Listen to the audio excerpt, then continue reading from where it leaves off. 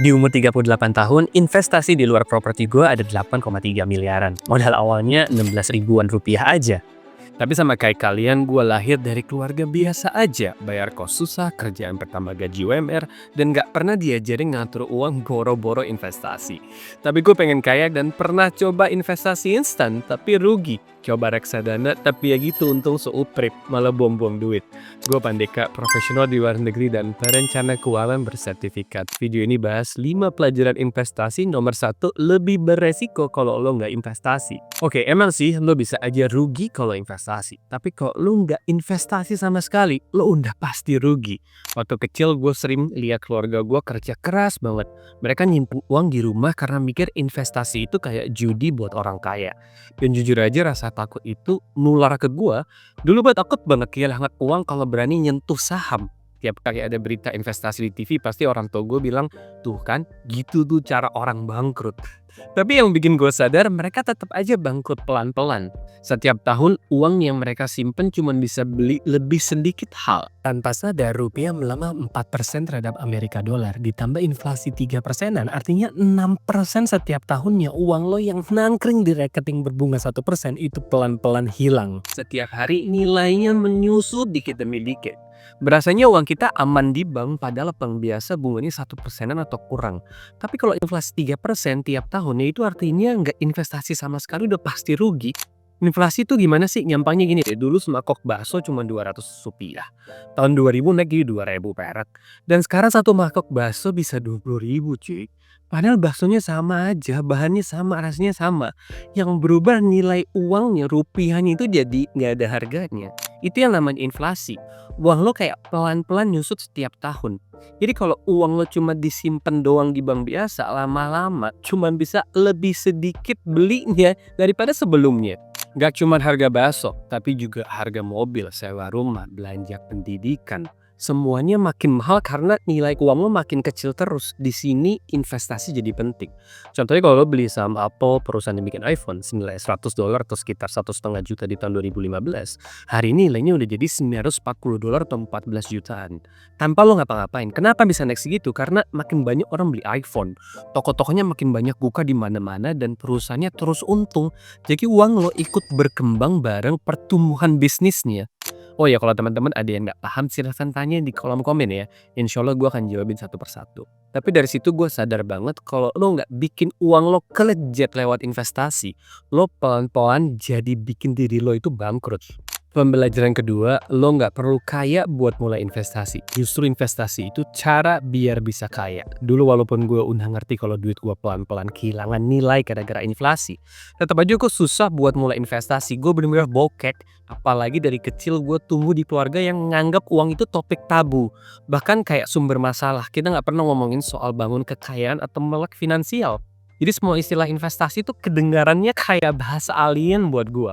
Makanya setiap kali topik investasi muncul, pikiran gue langsung ngapain untuk 8% dari 1 juta? Itu cuma 80.000. Dipakai buat beli nasi padang pagi sore 2 kali habis. Ternyata gue salah total. Investasi itu bukan buat orang kaya, tapi cara lo buat jadi kaya. Dan justru lebih enak kalau mulai pas lagi bokeh. Misalnya gue contohin pakai aplikasi XTB. Terus gue cari ETF QQQ, ini adalah paket saham Nasdaq atau top 100 perusahaan teknologi terbesar di dunia kayak Netflix, Instagram, Meta, Nvidia, Google, YouTube, Apple, dan banyak lagi. ETF itu kepanjangan dari Exchange Traded Fund. Kalian bisa cek semua datanya di Google, di Yahoo Finance, semuanya datanya lengkap. Kamu bisa cek sekarang juga pakai handphone kamu. Tapi intinya kalau kamu beli Rp16.000 aja paket saham ini, kamu udah bisa jadi pemilik ratusan perusahaan top di seluruh dunia. Pertumbuhannya selama 10 tahun ke belakang adalah 18% per tahun.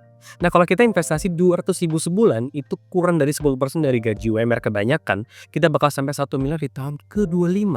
Tapi orang banyak nanya, lama amat bang 25 tahun? Lah ini 200.000 sebulan, total modalnya cuma gak nyampe 60 juta, tapi jadi 1 miliar loh. Dan 99% orang Indonesia itu gak punya 100 juta di rekening mereka, boro-boro 1 miliar. Kalau lu bisa nyampe 1 miliar, lu jadi 1% top orang-orang dari kebanyakan orang Indonesia. Kalau mau lebih cepat gimana? Ya investasi lebih tinggi. Misalnya 3 juta sebulan di ETF QQQ berdasarkan asumsi performa historis 18% per tahun, bisa capai 1 miliar modal 360 jutaan dicicil dalam 10 tahun. Oh ya, gue mau terima kasih sama XTB yang udah sponsorin video ini. Ini broker terbaik menurut InvestCav tahun 2024, konferensi investasi tahunan terbesar di Eropa Tengah. Punya 1,7 juta investor aktif, sudah 20 tahun di pasar saham dunia, dan punya 5 juta lebih orang yang udah mendownload aplikasinya. Beda sama yang lain, komisinya tuh cuma 0%. Nggak ada sama sekali. Dan kalau kalian mau dapat bonus saat daftar, kalian bisa pakai kode referral saya di kolom deskripsi juga ya. Di XTB, investasi ETF juga gratis biaya deposit penarikan. Dan yes, XTB sudah terdaftar di OJK dan Bapeti. Thanks buat XTB yang sudah sponsorin video ini. Tapi gue juga mikir pensiun tuh umur 65 atau kapan sih? Nah, ini kita bahas di poin ketiga. Pelajaran ketiga, pensiun itu bisa kok secepat mungkin. Kalau kita mulai investasi dari sekarang, artinya kita juga bisa pensiun lebih cepat. Pensiun itu bukan berarti harus tua dan duduk di kursi goyang. Pensiun itu artinya kita punya pilihan buat lanjut kerja lagi atau nggak kerja sama sekali. Atau kerja tapi cuma kerjain hal yang kita suka aja. Kalau hitung-hitungannya bener, ini bisa banget kejadian. Ada rumus simpel namanya 4% rule. Artinya, lo bisa pensiun kalau 4% dari total investasi lo cukup buat tutupin pengeluaran setahun. Kalian bisa download kalkulator pensiun gue di link komunitas di kolom deskripsi. Itu gratis dan gue contohin nih ya. Misalnya sekarang kita mulai dari 0 investasinya. Terus kita cari jenis investasi yang udah kita riset dan cocok. Contohnya balik lagi ETF QQQ lagi ya. Seperti yang tadi gue bilang, ini adalah top 100 perusahaan teknologi besar di dunia, termasuk Google, Instagram, WhatsApp, Netflix, dan banyak lagi. Jadi kalau kita investasi di sini, Rp16.000, duit kita dibagi tuh ke 100 perusahaan yang ada di dalam paket investasinya. Rata-rata growth ETF QQQ, kalau kamu cek di handphone kamu di Yahoo Finance, itu 18% per tahun. Nah, kita masukin angkanya 18%. Kita mau pensiun misalnya 20 tahun lagi. Oke, masukin angka 20 tahun investasinya. Terus kita tentuin sanggup investasi berapa per bulan. Misalnya 1 juta per bulan deh. Pokoknya mau harga saham lagi naik atau turun, kita tetap rutin tiap tahun beli. Pokoknya otomatis aja biar nggak lupa. Hasilnya dalam 20 tahun kita punya sekitar 2,3 miliar. Padahal modalnya cuma 240 juta. Untungnya hampir 2 miliar lebih. Kalau pakai rumus 4% rule, kita bisa tarik 92 juta per tahun dari investasi itu dan duitnya nggak akan habis-habis. Teman-teman bisa cek sendiri di ChatGPT, Google Gemini, atau apapun. Kalau ada yang komplain ada inflasi 92 juta per tahun masih kurang, ya gampang. Tinggal atur lagi kontribusinya per bulan atau perpanjang waktu nabung atau investasinya. Misalnya kita nabungnya 30 tahun nih sekarang, karena masih muda. Sama deh 1 juta sebulan juga di investasi yang kasih untung 18% per tahun. Hasilnya bisa 14 miliar. Dengan modal 360 juta aja dan pensiun per tahunnya bisa ditarik 564 juta per tahun buat pensiun. Tapi kalau tahu angkanya jadi seru kan? Jadi lo sendiri yang tentuin mau pensiun umur berapa dan sanggup investasi berapa setiap bulannya. Link kalkulatornya sekali lagi ada di deskripsi, download aja dan semua gratis. Tapi ada musuh dalam berinvestasi lo. Nah, ini pelajaran penting berikutnya. Pelajaran keempat, musuh terbesar lo saat investasi adalah emosi sendiri dan gak sabaran. Investasi itu bukan cuma soal ngerti teori. Benar bahwa kita harus pilih investasi yang terbukti kasih minimal lebih dari 18% per tahun selama beberapa belas tahun ke belakang. Tapi yang paling susah, ngatur emosi lo sendiri. Harusnya gini, bukan instan cepet kaya, tapi pikirnya jangka panjang. Bukan baru beli bentar udah nanya kapan jualnya nih bang. Tapi beli dan tahan yang lebih lama. Bukan kebelet jual pas saham turun tapi tetap tenang waktu harga turun. Kalau kita lihat jangka pendek, berbahaya dan beresiko. Tapi jangka panjang, paket saham bagus kayak ETF, QQQ, SPY, faktanya naik terus.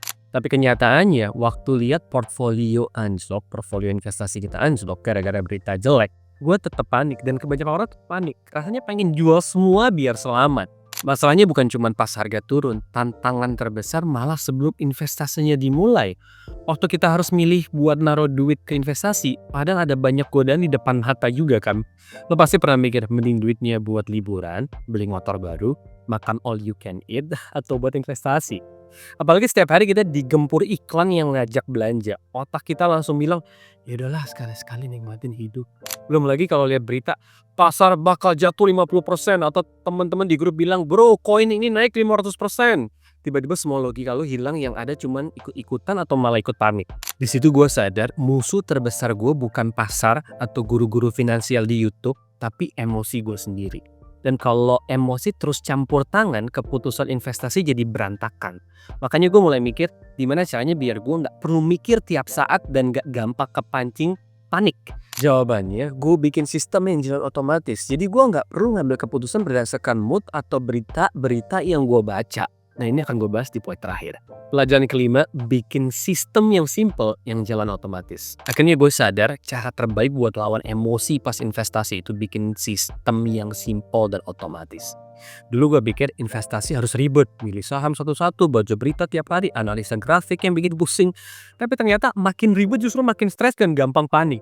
Makanya gue berusaha menyederhanakannya selama 3-4 tahun pertama. Gue cuman fokus beli indeks fund atau ETF atau paket saham murah kayak ETF ACWI. Ini ada di XTB aplikasi yang tadi gue bilang juga. Ini perusahaan-perusahaan yang ada di ETF ACWI, kalian semua bisa cek semuanya di Google. Kenapa? Gue gak perlu nebak-nebak kapan harga naik atau turun.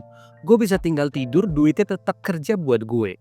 Gak perlu pusing pilih saham satu-satu atau milih saham kesehatan, milih saham Amerika atau Cina. Semuanya udah ada di dalam paket saham ini. Terus semua investasi gue bikin otomatis. Tiap kali gajian masuk kantong gue, langsung ada bagian yang otomatis kepotong buat beli ETF atau paket saham yang gue nggak perlu klik apa-apa, nggak perlu diingetin di mana, itu langsung jalan sendiri.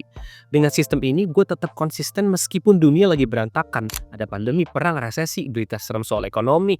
Gue tetap investasi. Karena buat gue investasi udah kayak bayar tagihan listrik. Mau suka atau enggak, mau mood atau enggak, duitnya tetap keluar buat masa depan gue. Hasilnya gue nggak lagi khawatir soal kapan harus beli atau kalau harga turun gimana.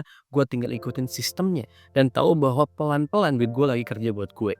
Gue nggak pernah diajarin ini waktu kecil, semuanya gue pelajarin dari kesalahan. Dan lewat channel ini, gue cuma mau jadi mentor yang dulu gue harap ada. Supaya lo bisa mulai lebih cepat, lebih pintar, dan tanpa ribet. Tapi penting tahu cara mulai investasi dan baca buku-buku investasi di video ini. Thanks for watching. Assalamualaikum.